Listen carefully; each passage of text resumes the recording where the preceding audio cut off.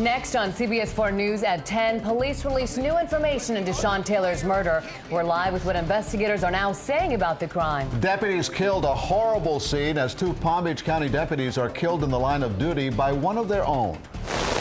I'm Kerry Cott, live in Plantation. Tonight, a story of a minister, an underage girl, and allegations of sex. The disturbing details straight ahead. Plus, it's greasy and full of fat, but could bacon be good for your heart? Good evening, I'm Shannon Horry. And I'm Elliot Rodriguez in for Erica Von Teal. The news starts right now. From Miami-Dade, Broward, and the Keys, this is CBS 4 News on My 33. We're going to pull out all stops in order to attempt to quickly resolve and solve this case. Miami-Dade's top cop facing the cameras and making a public plea to help catch the person who murdered Sean Taylor. And tonight, police revealed some information on the murder. They now believe Taylor was the victim of a random attack. CBS 4's David Sutta is live at Taylor's Palmetto Bay home with more on today's developments. David? Yeah, that word random is probably going to spark some alarm in this Palmetto Bay community, but I can tell you some other information we learned that is interesting. It doesn't appear that we're dealing with the work of a professional here. The rumors of a phone line being cut are apparently untrue, and today we are getting a lot of information about what happened behind this wall. Every day in Miami-Dade County, 67 homes are burglarized. And now it appears NFL superstar Sean Taylor became part of that statistic. But I think the issue is a case of random burglary. County's top cop taking questions Wednesday from reporters, confirming that a break-in at Taylor's Palmetto Bay home was pure coincidence. There's nothing that indicates that this is something that involved Sean. We're more along the line of the thought process that this is a random occurrence. A random burglary that ended with Taylor shot in the leg and dying hours later. Police believe the shooter may have not acted alone. That's a very distinct possibility and likelihood that we are looking for more than one person. Taylor's family traveled to Washington Redskins camp Wednesday to meet with Taylor's teammates. When they returned, Sean's girlfriend, Jackie Garcia, niece of actor Andy Garcia, consoled others. Constance Dingle spoke briefly about her grandson. He was a responsible individual. He was a very respectable child, obedient child. He was so obedient till when he was 14 years old, I could give him my car keys and trust him with my car to go where he said he was going and come back. The family is working out the final funeral arrangements while police are asking for the public's help. Give us your tips. We don't care if it's third-party information, but we're certainly looking for everything that you may have in terms of a potential tip. Now, 3 days in, no arrest made, just a growing memorial for an NFL superstar gunned down in his own home randomly. Truly a bizarre story. The funeral arrangements have been made now. It is going to be at FIU's campus, the Farmed Arena.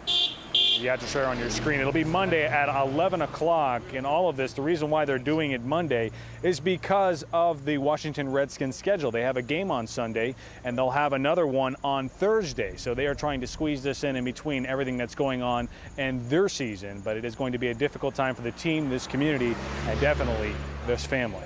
We're live here in Palmetto Bay. David Sutta, CBS 4 News at 10. David, thanks. And tonight, actor Andy Garcia is talking to our news partners at the Miami Herald. Garcia is the uncle of Sean Taylor's girlfriend, Jackie Garcia.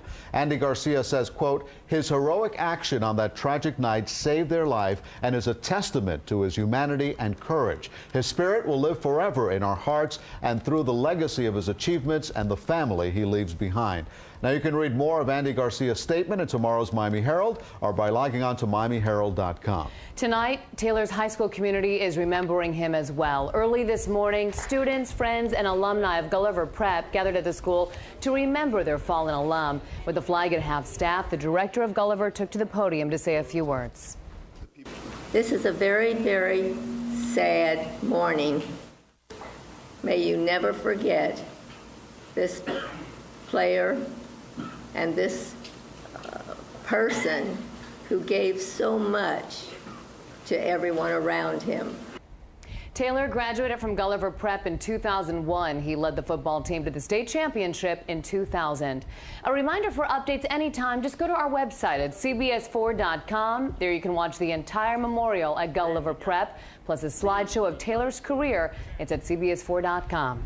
A BSO deputy who was missing this afternoon has been found safe and sound. This comes hours after CBS 4 News confirmed she lied about being stabbed early Sunday morning. Deputy Lisa DiSavino claims she approached the man in a Dolphins jersey at a bus stop in Tamarack and that he stabbed her. The incident prompted a massive search by ground and air. Now we're learning the attack never happened, that the 29-year-old deputy has emotional problems and that she apparently stabbed herself. DiSavino has been with BSO for 7 years. She received a great deal of attention back in April of 2002 when she helped pull a man from a burning car. BSO will not say where she was found, but that she will not face any charges or disciplinary action. A car fire left unattended leads to an even bigger danger, a brush fire. The fire started late this afternoon near Southwest 167th Avenue and 52nd Street. Fire crews worked quickly today to get the fire under control. Winds caused the flames to spread from the car and then ignite brush. There was concern because there were some homes nearby. The fire charred about 20 acres and the cause is under investigation. A terrible chain of events has left South Florida mourning the loss of yet 2 more deputies killed in the line of duty. The tragic incident happened early this morning on a dark road in Pahokee near Lake Okeechobee. Palm Beach deputies Dante Manuel and Jonathan Wallace were removing a tire deflation device they were using to catch 2 suspects in a stolen vehicle. The officers were struck and killed by another deputy who was in pursuit of those suspects. Now the families of the officers who were best friends will have to cope with their terrible loss. Look at this as a tragedy because we know what type of person Jonathan was. We know that he's gone off to a better place. Well, right now, one of the suspects is behind bars. The other remains on the run. Also tonight at 10, he was a trusted family friend and a trusted minister. Well, Plantation police say this minister used his position to prey on an underage girl. CBS 4's Carrie Codd has more on the disturbing allegations. This is the public face of Corey Lewis. On his MySpace page, he calls himself the Reverend Corey. This is another public face of Corey Lewis, his mugshot after being charged with sexual battery on an underage girl. He's obviously a very sick individual. Plantation Police Detective Phil Toman laid out the details. In this police report, a 15-year-old girl told authorities she wanted Lewis to be her godfather. She knew Lewis as a minister from the Church of God by Faith in Fort Lauderdale. But the teen told police when she met with Lewis for mentoring, he forced her to have sex numerous times behind a business and inside an empty house in this Plantation neighborhood. He took advantage of a situation and forced her to have sex with him. The girl told police because of Lewis's stature at the church, his physical stature, and his threats, she was too scared to come forward. But then, according to the report, the teen became pregnant. She says Lewis told her not to have the baby and provided her a grotesque way to end her pregnancy. The report says Lewis produced castor oil and Pepsi Cola and told her to drink them to get rid of the baby. The report says the girl did not drink it. Police say they did DNA testing and could not exclude Lewis as the father of the child. Lewis apparently has plenty of experience with children, however. According to his MySpace page, he is a married father of 6 daughters. And now this minister is free on bond, facing a charge of preying on an underage girl. Now, we have also learned from Plantation Police that Corey Lewis apparently wanted this child named after him. We've also learned from the police report that Corey Lewis admitted to his congregation that he did indeed have sex with a minor. Now, we tried to speak with the pastor of this church. He refused to speak with us, but we have learned that Corey Lewis is no longer affiliated with this particular church. Live in Plantation, Carrie Codd, CBS 4 News at 10. An agreement has been reached that ends a bitter international custody battle over a 5-year-old Cuban girl. The deal calls for the girl's biological father, that man, Rafael Izquierdo, to get sole custody of his daughter. Joe and Maria Cubas, her foster parents who live in Coral Gables, will be allowed regular visits every other weekend. Tonight we talked to Joe Cubas on the phone about the settlement and the child's future. Continue her relationship with her brother, which has been the one constant in her life. And also what it will do is it will afford her an opportunity at life in this country. She will now have an opportunity to continue to grow up in this country, and he will have an opportunity to raise her in this country, with her brother being involved in her life. So we're very, very happy for this agreement. We wish him nothing but the best.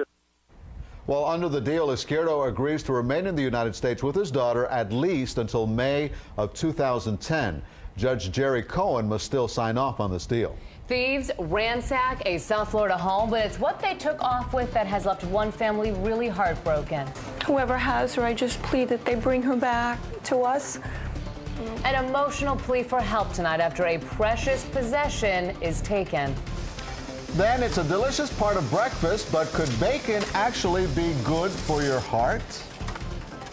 Let's hope so. Meteorologist Craig Setzer in the CBS 4 storms enter a humid night for everyone in South Florida, a wet night for some. Check out real-time Doppler 4, the rain coming down through much of Broward. I'll tell you when it's going to end coming up. Yeah, poor Kerry Cott, he really needed that umbrella tonight. You're watching CBS 4 News at 10, covering Hialeah, Lighthouse Point, El Portal, and your South Florida neighborhood. We'll be right back. My 33 News brought to you by South Florida Ford dealers and the all-new crossover Ford Edge. It's Ford's. Thieves take off with thousands of dollars in jewelry from a local home, but what the family really wants back is their dog. Crooks broke into a home in Coconut Creek at 22nd Street at Northwest 45th Avenue yesterday. The homeowner says they got away with more than $10,000 in jewelry, but the family is most concerned about this little guy, Shandy, their Shih Tzu, who was kidnapped. She's a wonderful little dog, and we're just hoping that whoever has her is taking care of her. I just want her returned. Shandy was actually dog-napped, right? The family has posted hundreds of posters up in their neighborhood and is offering a $1,000 reward for Shandy's safe return. I hope she is returned.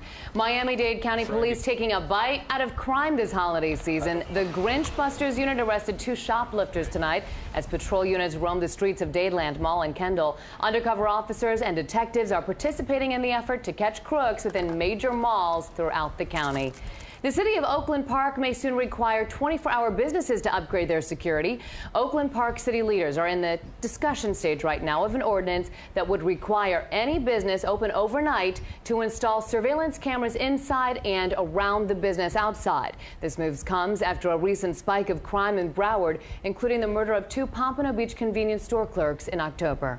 The city of North Miami has a new police chief tonight. Clint Shannon was named to the position last night. Shannon has been with the department for more than 28 years. He says his first priority is to tackle the rising rate of crime in the city. His appointment comes just weeks after a previous chief was fired. You remember that story. The city manager says he fired Gwendolyn Boyd because he wanted to take the department in a different direction. She has since filed a complaint with the Equal Employment Opportunity Commission saying that her firing was discrimination. Florida takes center stage tonight in the race for the White House as Republicans face off in the party's first CNN YouTube debate. Governor Charlie Crist welcoming the 8 Republican candidates in St. Petersburg. They answered questions from everyday Americans. There are video clips chosen from 5,000 entries. Topics included Iraq, abortion, lead-in toys, taxes, and immigration. That last subject generated a testy exchange between frontrunner Rudy Giuliani and Mitt Romney. The now, Mayor. If you're going to take the holier than thou attitude that you were perfect on immigration. I'm not perfect. It just so happens you have a special immigration problem that nobody else here has. You were employing illegal immigrants. You know, that is a pretty serious thing. They were under your nose. Well, Romney did have landscapers at his Massachusetts home who were in the country illegally, but he said it would not be American to check the papers of workers a contractor hire just because they had a funny accent. Boy, the gloves have definitely come off there. They have. Well, O.J. Simpson back in the spotlight tonight. Up next with a former football great said in court about his connection to an alleged sports memorabilia heist. Plus, weeks after allegations of abuse at her all-girls school. Tonight, find out why Oprah is back in South Africa. CBS 4 News at 10. We'll be right back. CBS 4 News on My 33 is brought to you by Regions. It's time to expect more. Here's a story that'll have you wondering, what do I eat for breakfast? A Texas researcher says bacon can stop a heart attack. This researcher says the bacon protects the heart during a heart attack because of nitrates that are found in bacon that form nitric oxide gas, and that can reopen blocked arteries. Now, in the past, researchers have always said bacon is not good for you because those nitrates can actually cause cancer, but this Texas doctor who did this study says that prior research was wrong. Yeah, the nitrates are great, but what about all that grease? Yeah, that's true. Oh, a little technicality there. I'm just going to take up smoking. Oh, well. No, not really. All kinds of good nitrates in there. Yeah, all kinds of stuff. Broward County getting soaked right now. Yeah, right? It's been a rainy evening in half of the viewing area of South Florida. Let's show you some of the rainfall totals that have come in so far on the WeatherBug Network. These updated continuously through the evening. Pompano Beach, Liberty Elementary, about 3/4 of an inch of rain there. Half an inch of rain at the William Dandy Middle School in Fort Lauderdale. Miramar, 1/4 of an inch, and Coral Springs, about 1,500ths, and we've had very light winds. Temperature's not too bad. It has just been the rainfall across parts of South Florida. In fact, here's real-time Doppler 4 now showing the rain continuing, mainly over Broward. Much of Miami-Dade has been quiet, though, on the humid side. Zooming in on real-time Doppler 4, you can see heaviest rain right now. It's moved through Oakland Park now over Plantation, approaching the Sawgrass Expressway there, Sunrise, Tamarack, and maybe even northern parts of Weston, the Bonaventure area, getting a little bit of rain there. Here's what's going on. Radar in motion through the morning. We started off with showers coming in and kind of favoring Broward early in the day, and then they moved on away, and it looked like it was going to be quiet, but then the showers just kept forming. This little line, little bands of showers kept moving on down to the west. Still some showers offshore, so overnight we're going to see rain continuing for a few more hours before showers slowly come to an end overnight tonight, and then we may see more showers again tomorrow as the pattern kind of not changing a whole lot. We do have a weak cold front that has kind of settled across the area. It is not going to do much in the way of our weather because it's not going to push on through, and we've got enough moisture around to keep those showers going. Here's a look at temperatures right now. They're very mild. Overnight lows have been in the mid-70s. They've actually been record overnight lows because they've been so warm. Mid-70s right now, low 70s across much of South Florida. And there's that front, and as you can see, it's slightly cooler to the north, but nothing extreme, and the push behind that front is not very strong. So slightly less humid air to the north is going to try to work its way in as we head toward the end of the week and into the weekend. It's going to have a hard time, though, because our winds are going to quickly switch right back around to the east. So warm again, a few showers around again tomorrow. Then as we go into your Thursday and Friday, not looking too bad. Another weak front passes by to our north. Spotty showers, mix of sun and clouds. The weekend right now is looking not bad at all. I think we'll get enough at least of a northeasterly wind flow for a time to drop the humidity levels a little bit. And then finally, maybe a real cold front coming down sometime in the earlier middle parts of next week. Here's your forecast for tonight. Showers start to end. The wet roads in Broward will be drying up. Air is going to stay very damp, though, with a low near 73 for tomorrow. Look for it to stay warm. Some spotty showers around, a high near 83. If you're boating, winds, not a problem out there on the water, east at 10. And here we go through the rest of the week.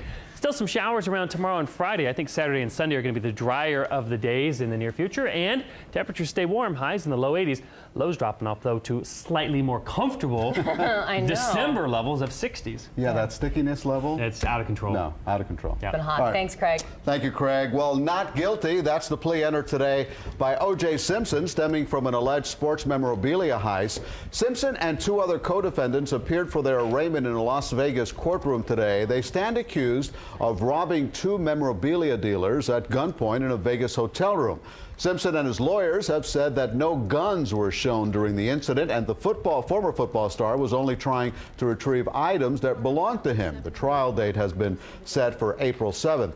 Oprah Winfrey is back in South Africa tonight. The Queen of Talk met with the family of the girl who first triggered the investigation into abuse at Oprah's all-girls school. People magazine quoted the girl's father as saying the meeting was very emotional. Oprah has invited the girl to return to the academy. Next in sports, a former teammate with some harsh words for those who are bashing his friend Sean Taylor. Plus, the Canes basketball team looks to stay undefeated in the young season. JB has that and more coming up. Plus, the holiday season is here. That means nonstop partying, right? Coming up, the new fashion websites that promise to help you dress to impress for those parties. CBS 4 News at 10. We'll be right back. You bet.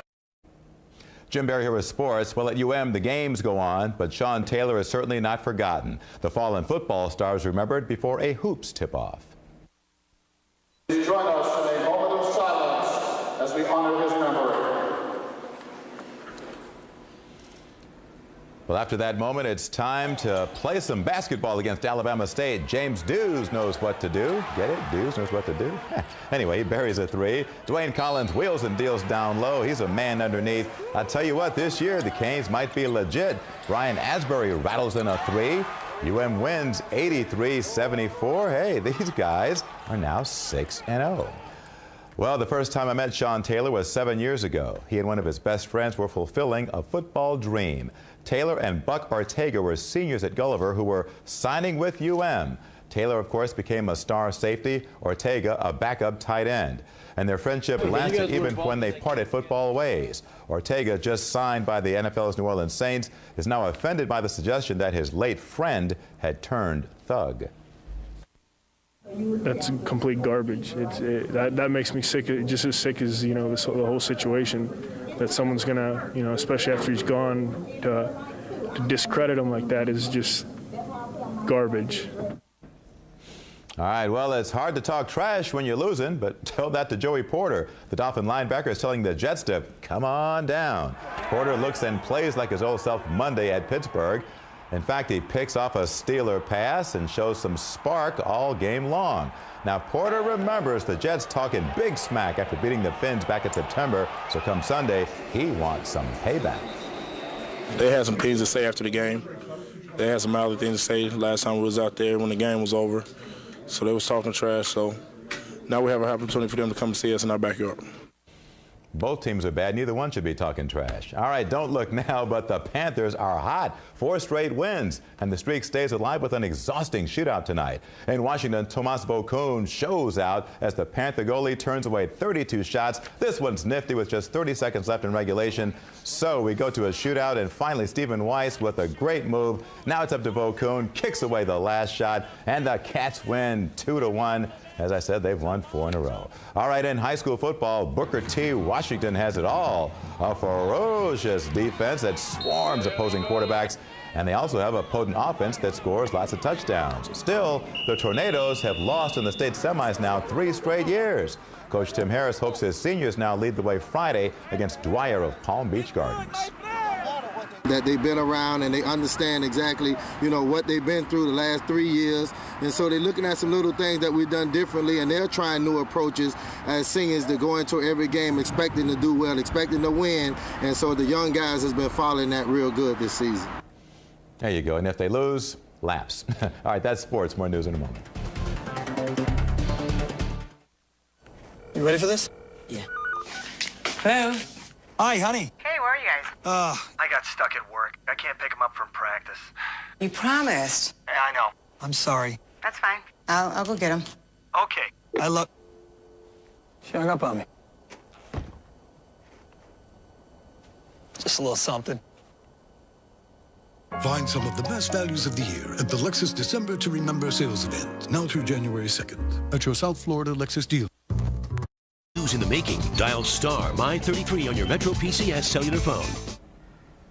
Well, the holiday season is upon us, and that means loads of parties and family get-togethers. And of course, you need fabulous outfits for every single event. But if the thought of playing dress-up is enough to make your head spin, relax. Help is on the way. Tonight, CBS 4's Jade Alexander tells us about some new websites that promise to help you glitter and shine this holiday season. College student Kelly Mulligan is always up for some retail therapy. I live 5 minutes away from the mall, so it's on the way home from work, so I stop about every day. Scooping up a combination of classic and trendy pieces to mix and match. Now Kelly can share her keen sense of style with other fashionistas just by logging online. Think of it as fashion-based social networking. Websites like Fashmatch, Like.com, Polyvore, and Style Feeder let you rummage through a virtual closet of clothing, shoes, and accessories from a variety of designers with the ability to swap style tips along the way. Fashion expert Sharon Haver says it's a fun new way to express express yourself. I think it keeps a very informed community of style people out there, whether or not they're lay and they just have a love for fashion, or it's their business. Some sites even allow you to build and save unique outfits for different occasions. If you like what you see, go ahead and buy it. Sometimes you can even browse by brand, price, availability, color, and style. Instead of looking for black shoes, you would find the picture of the black shoe with the toe you like, the heel you like, and from that it will visually match it to everything else you need. And if you're looking for a personal stylist, many sites will suggest outfit matches just for you. Some recommendations are computer generated, others are user-based. And when you're done building and browsing, you can publish your fashion finds for others to rate and comment on. And if they have a good sense of style, instead of telling their two best friends, you know, how to get dressed or what's the latest trend, they get to share it with the entire world. Haver says while these new sites are definitely fun, keep in mind, you still need to maybe spend that time in your closet, trying on clothes, coordinating outfits that work on you, seeing what fits you. Jade Alexander, CBS 4 News at 10. And these sites are free to use. They also have multiple features, so you can try them all out, see which sites that you like the best to help you look your best. It's pretty convenient, but when it comes to clothes, I like to try it on. There you go. Right, to see. I agree. That's just me. That'll do it for CBS 4 News at 10. You too, right? Yeah. You guys are so odd. Sorry. No, I'm just kidding. Now stay tuned for TMZ TV. Have a good night. Right now.